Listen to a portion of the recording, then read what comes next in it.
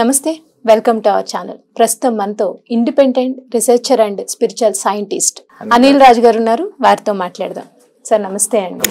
Sir, ఇది actually first time నేను వినడం ఈ word, independent researcher and spiritual scientist అనే వర్డ్ నేను వినడం కొత్త. స్టార్టింగ్ అసలు ఏంటి సార్ ఇది, దీని గురించి చెప్పండి. అంటే బేసికలీ నేమ్ ఏదైతే independent research and spiritual scientist అనేది, ఈ నేమ్ ని నేనే యూజ్ చేస్తున్నాను. అంటే బేసికలీ ఏంటి అంటే, చాలా మంది రిసెర్చర్ అనే పేరు విన్నారు, లేదా సైంటిస్ట్ అనేది వింటాం. అవును. అంటే ఈ జర్నీ నేను స్టార్ట్ చేసింది అప్రాక్సిమేట్ 2003 నుంచి మనం చూస్తే నియర్లీ 21 years నేను అనేది రిసెర్చ్ చేశాను అన్నమాట. ఆ రిసెర్చ్ మీద, అంటే దేని మీద రిసెర్చ్ చేశారు మీరు? అంటే రిసెర్చ్ అనేది ఇప్పుడు చూడండి, ఏ రిసెర్చ్ కే కానివ్వండి, దేనికైనా కానీ ఒక ఇన్సిడెంట్ అనేది ఒక సక్సెస్ఫుల్ ఎండింగ్ ఉండాలని కూడా ఒక బ్యాడ్ ఫేస్ తోనో లేకపోతే బ్యాడ్ ఇన్సిడెంట్స్ తో స్టార్ట్ అవుతుంది. అయితే ఎప్పుడైతే 2003 మా కజిన్ బ్రదర్ ఎవరైతే చనిపోయారో 5th December 2003 అక్కడ ఏమనిపించింది అంటే, బేసికలీ హాస్పిటల్ ఏమన్నారంటే ఆయన బతుకుతారని చెప్పి. అయితే సో కాల్డ్ న్యూమరాలజీ కానీ, ఆస్ట్రాలజీ, హోమాలు, మనం పూజలు ఇవన్నీ చేసిన వాళ్ళు కూడా బతుకుతారని చెప్పి. కానీ మా అన్న చనిపోయారు. అది ఎలా చనిపోయాడు అనేది, ఇంతమంది సైన్స్ ని నమ్మిన వాళ్ళు కూడా బతుకుతారని చెప్పారు, స్పిరిచువలిజం ని నమ్మిన వాళ్ళు కూడా బతుకుతారు. మళ్ళీ మా అన్న ఎలా చనిపోయాడు ఆ ఒక్క మైండ్ లో నాకు ఉండి ఒక 1 week ఆలోచిస్తే, ఒక సాధు నాకు నేను కలిశాను. అంటే ఈ ప్రాబ్లం కి సొల్యూషన్ ఎలా అని నేను ఆలోచిస్తుంటే ఒక సాధు నాకు ఆయన చెప్పిన ఒక వర్డ్ ఏంటంటే, మనం ఎవరైతే మనిషిని చూస్తామో మనం ఫిజికలే చూస్తాం, కానీ ఒక మనిషి అంటే mental, physical, emotional and spiritual, ఈ 4 కలిస్తేనే ఒక మనిషి. అంటే నేను మళ్ళీ ఇది ఎలా తెలుసుకోవాలి అని అంటే, ఆయన ఏమన్నాడు అంటే, చెప్పే బాధ్యత నాది, తెలుసుకునే బాధ్యత నీది అని అంటే, అప్పుడు నా డిగ్రీ ఫస్ట్ ఇయర్ వదిలేసి, అంటే ఆ తర్వాత ఇక్కడ డైవర్ట్ అయ్యి నేను ఇలా నేర్చుకోవడం. అంటే బేసికలీ 21 years జర్నీలో నియర్లీ అక్షరాలు ఒక 30 lakhs నుంచి 40 lakhs నేను ఖర్చు పెట్టి నేను ఒక 40 to 50 థెరపీస్ నేర్చుకున్నాను. అంటే అప్రాక్సిమేట్ 30 to 40 థెరపీస్ నేర్చుకున్నాను. అంటే ఒక మనిషిని ఎలా మనము వాళ్ళ సక్సెస్ నే కానివ్వండి ఎలా చూడాలి అంటే, మనం బేసికలీ ఇప్పుడు చాలా మంది ఒక మనిషి గురించి తెలుసుకోవాలంటే, ఇప్పుడు ఫిజికల్ అనేది ఏంటి అంటే హెల్త్ కి సంబంధించి మన బాడీ, అది ఎవరికైనా కనపడింది. ఇప్పుడు మెంటల్ అనేది ఏంటంటే మన బ్రెయిన్ కి సంబంధించింది, ఎమోషన్ అనేది అంటే మన మైండ్ కి సంబంధించింది, అదే స్పిరిచువల్ అంటే మన సోల్ కి సంబంధించింది. ఇవన్నీ మనకు ఒక్క దగ్గర రాదు. అయితే ఇవి నేర్చుకోవాలంటే మనం ఇంతమంది దగ్గర ఆల్ ఓవర్ ఇండియా ఒక 25 to 30 గురువుస్ దగ్గర మనం నేర్చుకొని ఈ థెరపీస్ అన్ని నేర్చుకొని దీనివల్ల అందరికి ఎలా ఉపయోగించవచ్చు అనే ఒక ఉద్దేశంతో నేను independent researcher and spiritual scientist అనే దానితో నేను ఇంట్రడ్యూస్ అవుతున్నాను. అయితే ఇక్కడ ఏంటంటే, రీసెర్చ్ అనగానే మనకి చాలా మంది ఏదైనా ఇష్యూ రాగానే ఇది ఇంతే అని మనం అక్కడనే ఆగిపోతాం. అయితే రిసెర్చర్ అంటే ఏంటంటే, ఏదైనా ఇప్పుడు మీరు ఎవరినైనా అడగండి, ఇప్పుడు చాలా మంది ఏంటంటే ఏమైనా అనగానే ఇది నో లేదు అంటే నో అనేస్తారు, అంటే వాళ్ళకి తెలియకపోతే నో. అయితే ఒక రిసెర్చర్ ఎలా ఆలోచిస్తారంటే, నో అనే కాకుండా ఆయన ఏమంటాడంటే KNOW అంటే నో.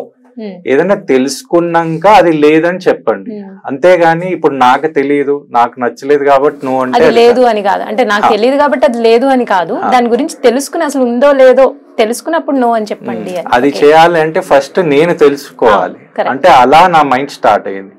ఇప్పుడు స్పిరిచువల్ సైంటిస్ట్ అంటే మన పూర్వీకులు ఎవరైతే ఋషులు, యోగులు, మునులు, సాధువులు, సంత్, వీళ్ళందరూ మనకి ఎంతో జ్ఞానం అనేది మన స్పిరిచువలిజం లో ఇచ్చే వెళ్ళారు. అది మనకి తెలియక, అంటే ఇప్పుడు ఆస్ట్రాలజీ అని, న్యూమరాలజీ అని, పామిస్ట్రీ, ఎన్నో విధాలు మనకి ఇచ్చారు మన ప్రాబ్లమ్స్ సాల్వ్ అయ్యేది. అది మనం కొంతమందికి తెలియక దాంట్లో కూడా మనం రీసెర్చ్ చేసి అది ఒక కామన్ పర్సన్ కి ఎలా యూస్ అవుతుందో, అంటే మీ లైఫ్ లో మీరు సక్సెస్ కాదానికి ఇవి మనం యూజ్ చేస్తే బాగుంటుంది.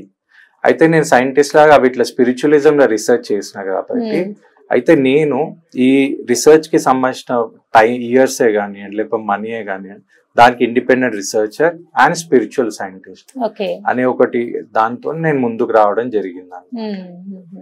దీని మీనింగ్ ఏంటంటే independent researcher and spiritual scientist. అలా అంటే ఇప్పుడు మీరు కొన్ని రీసెర్చ్ చేశాను అంటే ఒక మనిషి ఎలా వెళ్ళాలి లేకపోతే ఎలా సక్సెస్ వస్తుంది అనేది ఆల్రెడీ మన పూర్వీకులు ఇచ్చారు అనేది మీరు చెప్తున్నారు.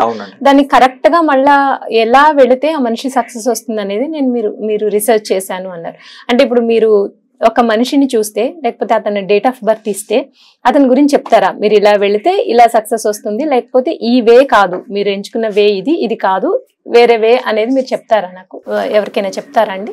సార్ బేసికల్లీ నేను న్యూమరాలజీలో వచ్చి నియర్లీ 2007లో నేను న్యూమరాలజీ అనేది కంప్లీట్ ఎగ్జామ్ అనేది కంప్లీట్ చేసి పాస్ అయ్యి నేను వచ్చాను అన్నమాట. కానీ 2007లో నేను న్యూమరాలజీ చేసిన నేను 2022లో నేను యూట్యూబ్లో రావడం జరిగింది. అంటే ఈ గ్యాప్ తీసుకునే కారణం ఏంటి అంటే సో కాల్డ్ న్యూమరాలజిస్ట్ అని చాలా మంది లేదా కొన్ని మనం బుకిష్ నాలెడ్జ్ తోని కొంతమంది న్యూమరాలజీ పేరు మీద చెప్పడం వల్ల చాలా మందికి ఒక కరెక్ట్ గుడ్ రిజల్ట్స్ రాకపోవడం ఇంపాక్ట్ అనేది నెగిటివ్ రావడం జరిగింది. ఇప్పుడు అవి తప్పు అని చెప్పాలన్నా కూడా మళ్ళా స్టడీ చేయాలి. అయితే నేనేం చేశానంటే ఒక 10 to 15 years దాంట్లో కూడా రీసెర్చ్ చేసి ఏదైతే తప్పులు లేదా దాంట్లో ఏమైనా ప్లస్ ఉందా అవన్నీ తెలుసుకోవడానికి టైం పట్టింది.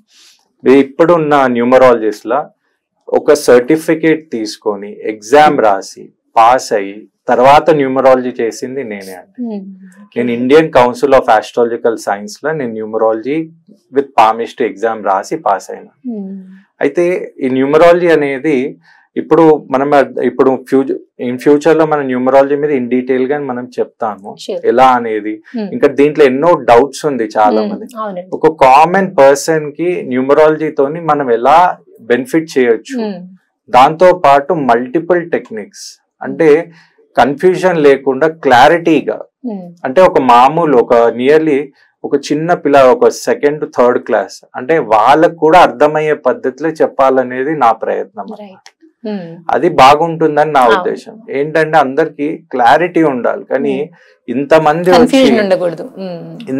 వచ్చి అన్ని కన్ఫ్యూజ్ చేసి ఇప్పుడు ఒకరు చెప్పింది ఇంకొకరికి కరెక్ట్ అయితలేదు. కన్ఫ్యూజన్స్ వల్ల ఎంతో ఇన్ఫర్మేషన్ యూట్యూబ్ లో వస్తుంది కానీ కన్ఫర్మేషన్ ఏది?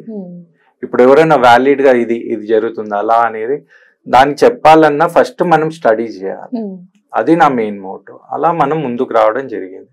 నేను చెప్పేది ఏంటంటే ఇది నా ఫస్ట్ అంటే రెడ్ టీవీలో నేను రావడం ఇది ఫస్ట్ కాబట్టి మీరు నన్ను సార్ ఇది ఇంత మంచి యూస్ఫుల్ కంటెంట్ అందరు చేద్దామని ఒక మంచి ఉద్దేశంతో నేను ఇది నా ఫస్ట్ ఇంటర్వ్యూ. అయితే నా ఉద్దేశం కూడా ఎవరైతే ఈ వీడియో చూస్తున్నారో తప్పకుండా ఇది వాళ్ళకి 100% యూస్ అవుతుంది. ఇంకోటి ఫ్యూచర్ కి వచ్చే అన్ని ఎపిసోడ్స్ ని దయచేసి జాగ్రత్త చూసి మీరు నోట్స్ కూడా మంచి తయారు చేసుకొని మీరు మీ లైఫ్ సక్సెస్ కాదానికి ఇది ఉపయోగపడుతుంది. ప్రాబ్లం వస్తే ఇంకొకరి దగ్గరికి వెళ్ళక్కర్లేదు, వాళ్ళే సొల్యూషన్ మీరు చెప్పే ఇన్ఫర్మేషన్ లో ఉంటుంది కాబట్టి వాళ్ళే సొల్యూషన్ తీసుకోవచ్చు అంటారు. అంటే న్యూమరాలజీ వైజ్ అంటే మనం ఉండదు, ఇప్పుడు అన్ని న్యూమరాలజీనే ఉండదు. ఇప్పుడు మీకు హెల్త్ ఇష్యూస్ ఉంది దానికి కూడా ఎలా ఇప్పుడు మన థింకింగ్ థాట్ గురించి మనం ఏం యూజ్ చేయవచ్చు. ఇప్పుడు మన ఎమోషనాలిటీ గురించి ఇప్పుడు చాలా మందికి ఇప్పుడు క్వారల్స్ అవుతాం, ఫ్యామిలీలో డిస్టర్బెన్స్ వస్తుంది ఎందుకు అనేది అన్ని న్యూమరాలజీ ఇవి ఎలా అనేది ఒక సిస్టమాటిక్ పద్ధతి అంటే ఏంటి అనేది నేను మీకు ఈ న్యూమరాలజీ ప్రకారంగా ఎటువంటి ప్రాబ్లమ్స్ కి ఎటువంటి సొల్యూషన్స్ అనేది ఒక సిరీస్ ద్వారా పెడదామన్నారు. సో అలాగే మీరు చేసిన డిగ్రీస్ గురించి కానీ మీరు చేసిన రీసెర్చ్ గురించి కానీ చాలా చక్కగా చెప్పారు. ధన్యవాదాలండి.